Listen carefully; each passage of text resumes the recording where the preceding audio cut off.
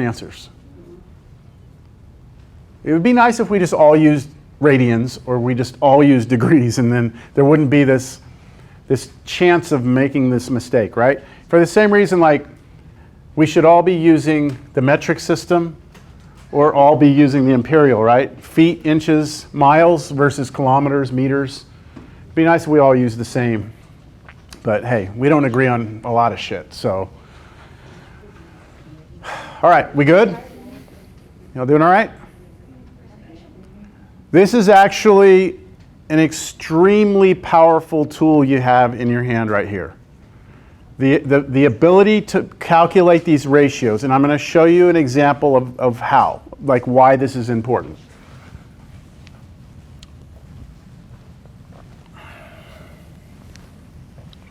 All right.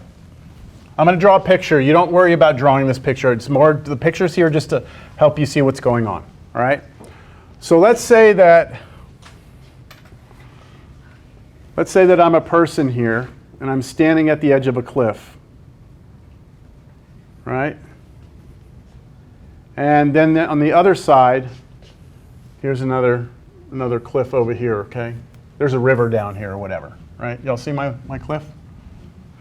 And let's say there's a person standing over here. Don't jump. Right? That's not a very good drawing, is it? Not very good. Here, hold on. You get the idea, right? I want to measure the distance between us. But they're so far away, it's not like I can just go hand a tape measure across, right? So is there a way I can measure that distance with this, right? And the answer is yes, right? So here's how I'm going to do it. Let's look at this picture from the top. Here's me. Here's the point across, okay? So let's call that point A, let's call that point B. I'm trying to measure the distance between point A and point B, right? Now, on this side of the cliff, I can do anything I want, okay? So I can measure things over here. I just can't take a tape measure across the cliff or across the open space. So what I'm going to do is I'm going to stand here, and then I'm going to walk to the side to another point over here. I'll call this point C. And I'm going to get my tape measure, and I'm going to measure that distance. Okay, so let's measure, let's imagine that I measure this, and let's say that that is 20 feet. Okay, let's say that's 20 feet. So that's really like me going here, and then going down and measuring here and seeing that that's 20 feet, right? Then what I'm going to do is I'm going to imagine that there's a right triangle right here like this. And using a protractor, y'all seen protractors before? They're like these little plastic things like this that help you measure angles. I can somewhat accurately measure this angle. So let's say I measure that angle, and hold on, let me think about this for a second. Let's say I measure that angle and it's 83 degrees. I'm just making this shit up, okay? Do y'all believe I could do that without ever going to the other side of the cliff? Right? I mean, think about it this way, I guess. It's like if I'm trying to measure the distance from myself to the camera back there, right? But I can't actually physically go there. Then I just kind of turn, I measure this way, a certain distance, whatever I want. And then I turn there, look at the camera, and I try and figure out what this angle is right here. Understand? Measure that as accurately as I can. And then once I have that, what side am I looking for here? I'm looking for this side, right? Let's call that D for distance. I'm trying to find D. What I have is an angle. I have D, what I'm looking for, and I have the 20. So I have the opposite side, and I have the adjacent side. What trig function connects the opposite and adjacent? Tangent. So what could I write right now? What could I write down? Tangent of 83 degrees must equal what? D over 20. Can you solve that for D? How? Multiply both sides by 20. 20 times tangent of 83 degrees equals d. Now I just get on my calculator and I do 20 times tangent of 83. You could do tangent of 83 first, then multiply by 20. 20 times, make sure you're in degrees. Tangent, where's my tangent? Tangent of 83. And you get 162.8. 0.88, whatever, 0.89, what, feet? See? Without physically actually going across there, using just this and something to measure angles, I can get distances. Have y'all ever seen people on the side of the road when they're doing construction, building like roads and bridges? Have you seen them there with the little tripods? And they got a little thing there and the guy's looking through it and doing all this stuff, surveying. That's basically what they're kind of doing is getting angles and with a very accurate instrument and measuring distance. Now, in reality, we can measure distances with lasers and things like that now. So but this is like, you know, this is pretty monumental that we can do this, right, without physically being there. In fact, you can use this to measure, estimate the distance from here to the moon or here to the sun. Right? Because it's the same principle, right? You can't physically get there, but if you can measure some angles, you should be able to get a distance. Okay, let's try another one.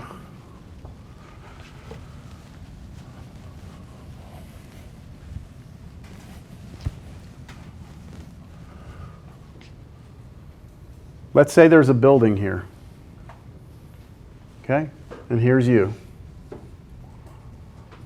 And you want to measure how tall that building is, but you can't measure it, right? All you have is a calculator and a protractor, a way of measuring an angle. So what could you do? Measure where you are from you to the building. I can measure from me to the building, and I could stand anywhere I want, really, right? Just measure from me to the, you know, from here to here, measure that. Let's say we measure that to be, I don't know, 34 feet, right? And then what? Trying to get an angle from you to the tip of the building like this, right? Trying to figure out what that is. Let's say that comes out to be 72 degrees, right? Then you're there, aren't you? I mean, this is all you need. Because you can figure out, let's call this the height of the building, right? What trig function, bless you, what trig function would you use here? Still tangent, right? We would write tangent of 72 degrees equals h over 34, and then you could solve for h, yeah?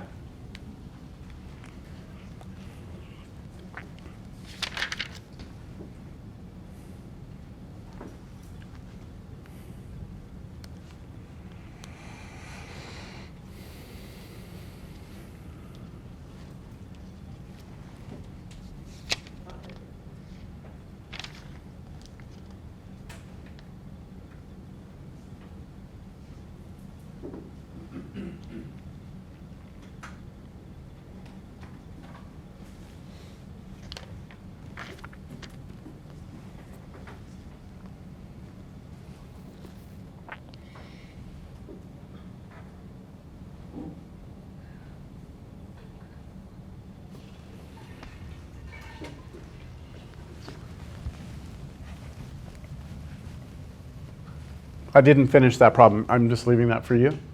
You finish that? Solve for h. What about this? Same sort of scenario. What if we had a building,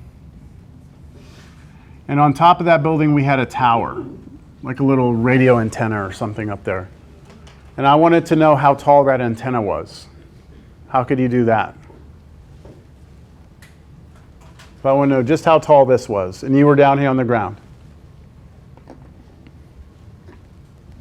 what could you do? You do two of them, right? You could do two triangles. You could go and measure from yourself to here, whatever that is, let's say that that's like 50 feet. And then you create one triangle that would go here, right? And then you could, from that, you could figure out this height, couldn't you? Right there? You'd be able to get that height. And that would be some angle here. I don't know what it is, theta. And then you would do another triangle. You could stay in the same position, or you could move again if you wanted to. It'd totally be up to you. But here I'll just stay here, and now I measure from here to here like that, right? That would be a different angle, wouldn't it? But if I use the same principle, I can now find the distance from here to here. That'd be some other height. I'll call it capital H. And so the height of this would just be the capital H minus the little h. Make sense? All right. I feel like I want to talk about our test a little bit. So are there any questions? You sure y'all are all right?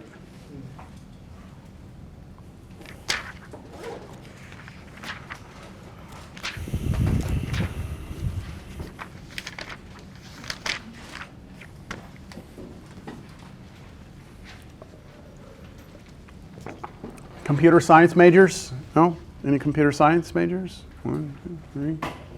That's it. 4. All right. I just want to share this. This is not random, useless information, but how many of you need Cal 2? I think a lot of you need Cal 2, right? Okay. So I've told you that this is a great tool, right? I mean, it's like I type in sine of any angle, this is going to give it to me, right? But what's going on in here, right? Like, this calculator doesn't know what sine is, right? Like, it has no idea that you're talking about triangles and ratios and things like that. Like, it has no idea. So, in Cal 2, what you'll learn is this. That sine of some angle x is actually equal to, hold on, I need to think about this, is equal to x minus x cubed over 3 times 2 times 1 plus x to the 5th over 5 times 4 times 3 times 2 times 1 minus x to the 7th over 7 times 6 times 5 times 4 times 3 times 2 times 1. And then plus in this thing, do y'all see a pattern here? 9 times 8 times 7 times. That becomes a pain in the ass to write that over and over. Do y'all know what the notation is for this, this, and this? Has anyone seen the notation for that? An exclamation point, yes. This we write 3 with an exclamation. That's called 3 factorial. This is called 5 factorial. This is 7 factorial. And this would be 9 factorial. It's just a condensed way of writing that out. So this pattern that you see here goes forever and ever and ever and ever, all right? So when you go to your calculator right now, let's go ahead and do this. Type in sine of 1. Just type sine of 1 and do it in radian mode. Radian mode. If I ask the calculator to do sine of 1, what do you get? Radian mode. What is it? 0.841, something like that? Okay, that's what sine of 1 is on your calculator. What happened? Your calculator basically took this formula, and because it goes forever, your calculator, whoever wrote the program, the code for this, the computer science, whatever, they have it pre-programmed to stop somewhere. Okay, so if you replace all the x's with 1s, you would get 1 minus 1 cubed is 1. 1 over, what's 3 times 2 times 1? 6. Plus, this one is 1 to the 5th, which is 1 over 5 times 4 times 3 times 2 times 1, 120. Minus, and then 1 again over, and then you keep going. You get the idea? All right, let's start adding these up. On your calculator, let's just do these first 3.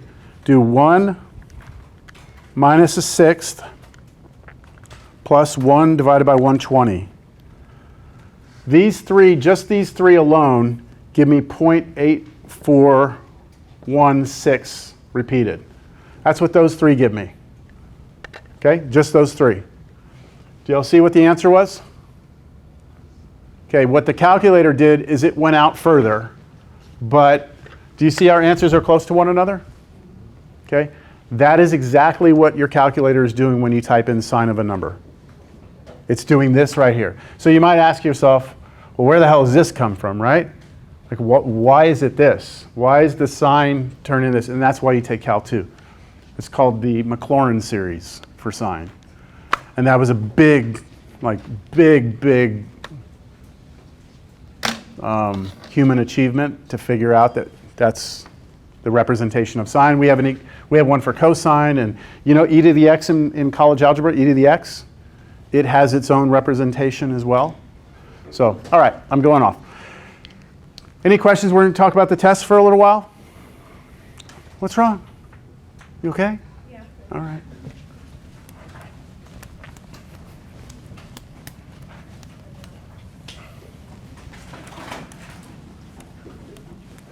This formula I gave you on top, all that is multiplication, division, addition, subtraction. That's all that is, right? That's all that is. And that's all a computer can ever do. Add, subtract, multiply, divide. That's it. That's all a computer can do. So when you type in sine, it's not some magical right triangle thing going on in there. It's just addition, subtraction, multiplication, division. That's all it is. All right, so your test, exam 1. It's going to be Tuesday, right? Tuesday. What day is that? Is it? 13th.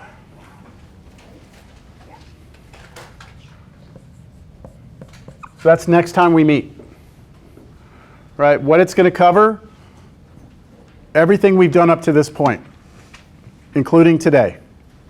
So 12.5, right? Partial fractions. 2.4, circles. 7.1, angles and their measures. 7.2, right triangle stuff from last class. And then today, 7.3. So it's everything we've done. What's the best way to prepare for this test? Homework. Go review everything that you did for homework. Also, review what we did in class. All right, problems that I did in class, examples I did in class, go back and review those as well. My recommendation would be go grab a few problems from here, go grab a few problems from here, have your friend, someone in your life, go randomly pick some problems from the ebook, right? So you know how you have problems in the, on the homework assignment place, right, where your homework problems are? Don't do that. Go to the ebook. I'm going to show you. Here's the ebook. If you go to the ebook, let's go to chapter 12, 12.5, partial fraction decomposition. Close this out. If you go here and go to the end, there will be exercises. Let me see here. I got to zoom out a little bit. There's even examples in the book. I mean, it would be useful, I think, if I were studying to go and look at these examples, because they have solutions. But I would have somebody, go in here, and do you see all these examples here? See all these problems? Okay, that's the next section. Here are the problems right here. So I would have somebody go pick a few of these randomly for you, write them down on a piece of paper, and do that for each section. Pick some problems that are similar to what I gave you for homework or what I gave you in class. Create your own test. Sit down and try and take it. See if you can manage your time. Sit there while you're doing the problems. Think about how much am I turning and looking at my notes, right? How much am I needing to go and reference something, right? So on this first test, what I'm going to allow is a reference sheet, okay? I'm going to allow you to create a reference sheet for this exam. That means a front and back sheet of paper you can have on this reference sheet, we're not going to call it a cheat sheet, okay? We're going to call it a reference sheet. You're going to have one 8.5 by 11 standard sheet of paper. That's a standard sheet of paper. Don't walk in here with the big old like those big old poster boards. Here I am. Okay, 8.5 by 11 sheet of paper, front and back. I don't care if you print it out. I don't care how you make the sheet. Do it by hand. You can, tape things onto it. I don't care how you make it. It just needs to be this size. Front and back's fine. You may have formulas, steps, procedures, reminders to do things. What you may not have are worked out problems. You cannot just take a bunch of problems and work them out and call that your cheat sheet or your reference sheet. Okay? Steps, procedures, formulas, hints to yourself. You can write in some hieroglyphic shit that I won't understand. That's fine with me as well. Okay? If you want to make up your own language, that's fine. All right? But it just can't have worked out problems on this thing. Understand? In addition to that,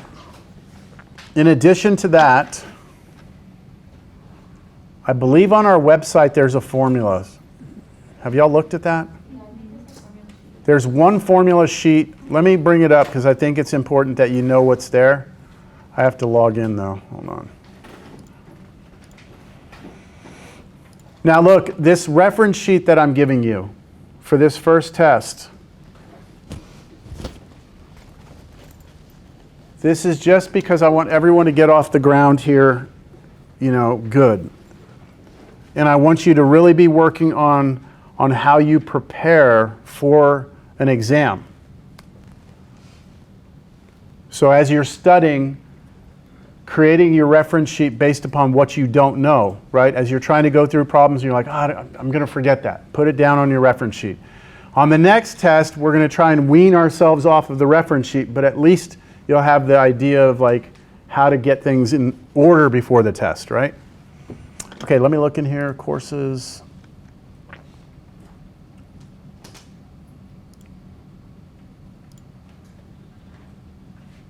Where is it? Pre-cal.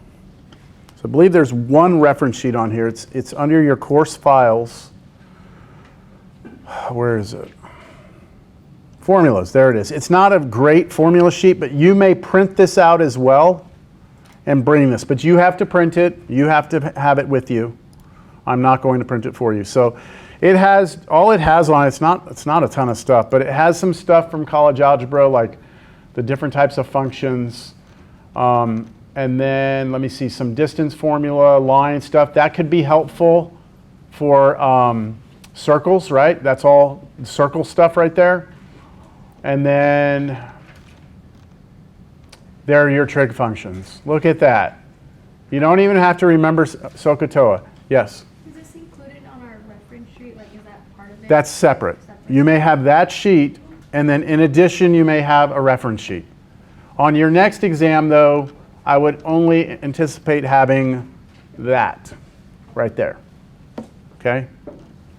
So I have like my own theory. So different professors are different about this, right? Some professors like no formulas. You better show up. You better, and I understand that. But I think in the real world, right, you're never really locked in a room by yourself and, like you have no access to anything, right? Like that rarely happens. So I'm more about how resourceful can you be in terms of putting things down that are going to be helpful to you, right?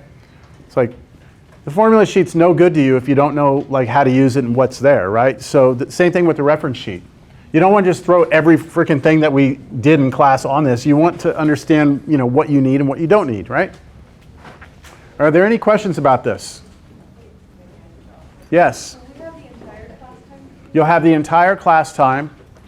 You'll have the entire class time. And when you're done, you may leave. The test, I haven't made the test yet, so I can't tell you exactly how long the test will be. Let me see. Let me see if I can find an old test.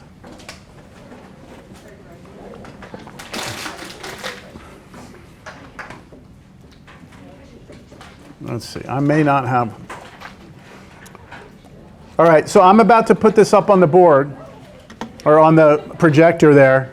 In no way, shape, or form Is this any indication of what your test is going to look like? All right? This is just some old test. So I don't even know what this is going to look like. This is a review, actually, I gave. I'll make it a little bigger so you can see it. So this was a review. This was not the test. So this is probably longer than what I asked. I might actually send this out to y'all. Partial fraction decomposition, 2 problems. Find the standard form of this circle. I give them the circle.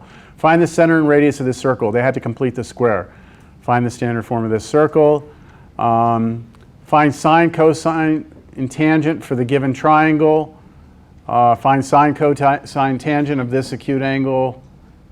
Find the exact values of these. Yeah, I think this is all maybe, hold on. No, you know what? This is I think a little beyond. The distance across a river. Here we go. A dog is tied to a pole.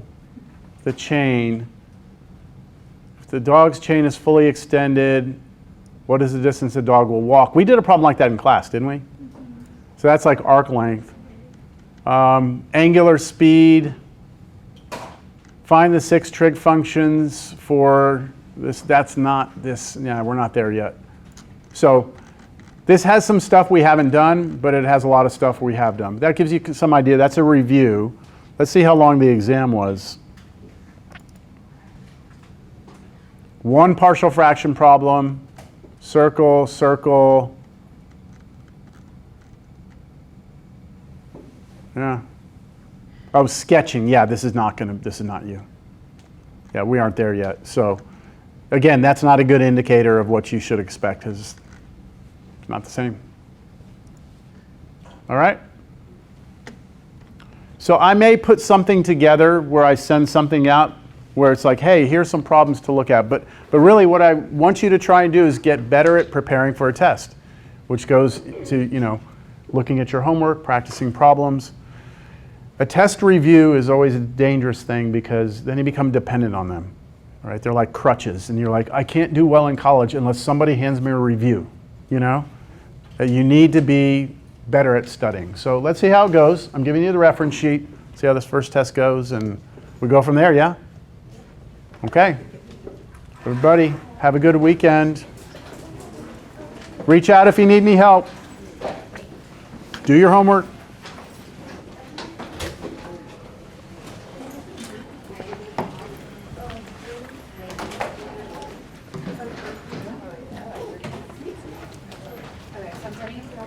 Have a good one.